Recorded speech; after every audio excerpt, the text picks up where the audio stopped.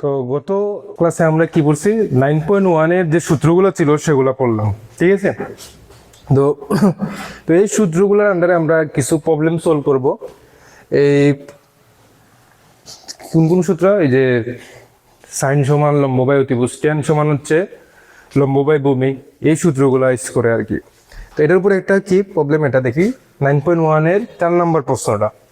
তো কি দেওয়া আছে, এ বি সি সমকোণী ত্রিভুজের কোণ সি হচ্ছে সমকোণ। তো ফার্স্টে আমরা একটা সমকোণী ত্রিভুজ আঁকি, একটা সমকোণী ত্রিভুজ আঁকি এ। আচ্ছা, এখন এটাকে আমি এবিসি আপাতত দিতে পারবো না, কেন? কারণ আমাকে এখানে প্রশ্নের মধ্যে কিছু মানে আইডেন্টিফাই করে দিছে, অলরেডি ইন্ডিকেট করে দিচ্ছে যে এভাবে করতে হবে। কোণ সি হচ্ছে সমকোণ, তাহলে আমাকে প্রশ্নে বলছে যে কোণ সিটা হচ্ছে কি সমকোণ। তাহলে এখানে আমরা এই ত্রিভুজের তিনটা কোণের মধ্যে কোনটা সমকোণ? নিশ্চয়ই এটা। তাহলে এটাকে আমরা কি দ্বারা প্রকাশ করলাম? সি। তাহলে এটা কি সমকোণ, ঠিক আছে। তাহলে সি যখন বসাই দিলাম, বাকি এ এবং বি আমার ইচ্ছা মতো আমি বসাইতে পারবো, ঠিক আছে। তাহলে আমি এটাকে এ দিলাম, এটাকে কি দিলাম? ভি দিলাম। তাইলে এ বি সি সমকোণী ত্রিভুজে কোণ সি হচ্ছে সমকোণ, ঠিক আছে। আর কি দেওয়া আছে? এ বি সমান 13 সেন্টিমিটার। এ বি সমান কি দেওয়া আছে? 13 সেন্টিমিটার। আর কি দেওয়া আছে? বিসি সমান হচ্ছে 12 সেন্টিমিটার, 12 সেন্টিমিটার। এবং কোণ এ বি সি, আচ্ছা এ বি সি সমান থিটা। তাহলে থিটা কাকে দিব? বি কে নাকি এ কে? মাঝখানে কে আছে? এখানে মাঝখানে আছে বি, তার মানে আমি বি কে কি দিব? থিটা দিব, ঠিক আছে। তাহলে বি কে আমি থিটা দ্বারা চিহ্নিত করলাম, এ বি সি, বিটা মাঝখানে আছে, ঠিক আছে। আচ্ছা, এখন যদি আমরা দেখি যেটা দেওয়া আছে, কি দেওয়া আছে? দেওয়া আছে এ বি সি সমকোণী ত্রিভুজের কোণ সি সমান হচ্ছে কি সমকোণ, ঠিক আছে। আচ্ছা, কোণ সি মানে হচ্ছে কি সমকোণ। আচ্ছা, তারপর কি দেওয়া আছে? এ বি সমান 30। তাহলে এ বিটা কি হবে? অতিভুজ। কোণ সি এর বিপরীত দিকের বাহুটাকে আমরা কি বলতেছি? অতিভুজ। তাহলে এটাকে আমরা ইন্ডিকেট করে দিই যে অতিভুজ, অতিভুজ এ বি সমান কত? 13 সেন্টিমিটার, ঠিক আছে।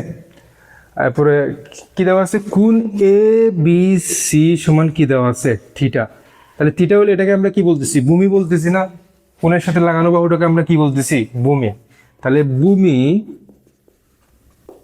বি সি সমান হচ্ছে 12 সেন্টিমিটার। তাহলে আমাদের দেওয়া নাই কি আসলে? যেটা দেওয়া নাই সেটা হচ্ছে লম্ব। কোণের বিপরীত বাহু হচ্ছে কি লম্ব। তাহলে এখান থেকে আমরা একটা বের করতে পারি। আমরা কি জানি এখন? আমরা জানি অতিভুজ স্কোয়ার ইজ ইকুয়াল টু ভূমি স্কোয়ার প্লাস কত? লম্ব স্কোয়ার। বা আচ্ছা, অতিভুজের মান কিন্তু আমরা অলরেডি জানি। অতিভুজের মান কত? 13। তাহলে এখানে কি লিখতে পারবো? অতিভুজের জায়গায় কি লিখতে পারবো? 13 স্কোয়ার ইজ ইকুয়াল টু ভূমি। ভূমি হচ্ছে বিসি, বিসির মান কত? 12। তাহলে 12 ভূমির উপর কি আছে? স্কোয়ার প্লাস লম্ব। লম্বর মান কি দেওয়া আছে? নাই। তাহলে লম্বটাকে কি দ্বারা প্রকাশ করতেছি আমরা? এখানে এ সি দ্বারা। তাহলে এটা জায়গায় আমরা কি লিখলাম? এ সি স্কোয়ার বা 13 স্কোয়ার। 13 স্কোয়ার মানে কত? 169 সমান সমান 12 স্কোয়ার মানে কত? 144 প্লাস এ সি স্কোয়ার বা 169 মাইনাস 144 সমান সমান হচ্ছে এ সি স্কোয়ার বা 169 থেকে 144 গেলে কি লিখতে পারি? 25। 25 সমান হচ্ছে এসি স্কোয়ার। আচ্ছা, তাহলে এখান থেকে এসির মানটা বের করতে হলে আমাদের কি করতে হবে? উভয় পাশে রুট করতে হবে। উভয় পাশে যদি আমরা রুট করি 25, এখানে আছে এসি স্কোয়ার বা 45 কে রুট করলে কি হয়? 5। এসি স্কোয়ারকে স্কোয়ার রুট কাটাকাটি চলে গেলে কি থাকবে? এসি। সুতরাং এসি মানে কি? এসি মানে হচ্ছে আমাদের লম্ব। তাই লম্ব এসি সমান, লম্ব এসি সমান হচ্ছে 5, ঠিক আছে। লম্ব এসি সমান কত হলো? 5। আচ্ছা, এখন আমাদের যেহেতু লম্বের মানটা আমরা পাই গেছি, লম্বের মানটা কি হলো? পাই গেছি। তাহলে এখন আমাদের ত্রিকোণমিতিক অনুপাত যেটাই বের করতে বলুন না কেন, আমরা কি করতে পারবো, বের করতে পারবো। সাইন টেন সেক কোসেক যাই বলুন না কেন আমরা এখন বের করতে পারবো। ঠিক আছে, তাহলে ফার্স্টে আমরা কিসের মান বের করব? Sine theta. সাইন থিটার সময় আমরা কি জানি? লম্ব বাই অতিভুজ। আচ্ছা, লম্ব হচ্ছে এসি, অতিভুজ হচ্ছে এবি। তাহলে AC by AB, AC divided by কত? এবি। ঠিক আছে, তাহলে এসি মানে হচ্ছে লম্ব, লম্বর মান কত? 5। এবি মানে অতিভুজ, অতিভুজের মান কত? 13। সাইন গুলো এবার আমরা কিসের মান বের করবো? 10। 10 মানে হচ্ছে কি? লম্ব ডিভাইডেড বাই ভূমি। আচ্ছা, লম্ব মানে কত? এসি, ভূমি কত? বিসি। তাহলে এসির মান কত? এসির মান হচ্ছে 5, বিসির মান কত? 12। আর কি বের করতে বলছে? কস। কস মানে কি? ভূমি বাই অতিভুজ। আচ্ছা, ভূমি কত? বিসি, অতিভুজ কত? এবি। ঠিক আছে, তাহলে বিসির মান কত? 12 আর এবির মান কত? 13। তো এভাবে সাইন 10 কোস বের করলাম, সেক কোসেক কট এভাবে আমরা বের করতে পারি। ঠিক আছে, আচ্ছা এই মেটটা এভাবে না দিয়ে অনেক সময় কি করতো, এই যে এবি এবং বিসির মান 13 এবং 12 এভাবে না দিয়ে অনেক সময় এভাবেও লিখতে পারতো। কিভাবে লিখতে পারতো? যে এবি মানে কি? এবি মানে হচ্ছে অতিভুজ, বিসি মানে কি? ভূমি। ঠিক আছে, মানে ভূমি বাই অতিভুজ দিতে পারতো। যে আমাকে বলতে পারতো যে cos থিটা সমান সমান হচ্ছে ভূমি বাই অতিভুজ, মানে 12/13 এভাবে বলে দিতে পারতো অনেক সময়। যে এবি এবং বিসির মানটা ডিরেক্টলি এভাবে না দিয়ে cos থিটা সমান 12/13 এটা প্রশ্নে লেখা থাকতো। তখন আমাকে অটোমেটিক বুঝে নিতে হবে cos থিটা মানে কি শিখছি আমরা। cos থিটা মানে হচ্ছে ভূমি বাই অতিভুজ। তাহলে ভূমি মানে কি? ভূমি বাই অতিভুজ। তাহলে ভূমি বাই অতিভুজ, তাহলে উপরে ভূমি নিচে অতিভুজ। ভূমির মান 12, অতিভুজের মান 13।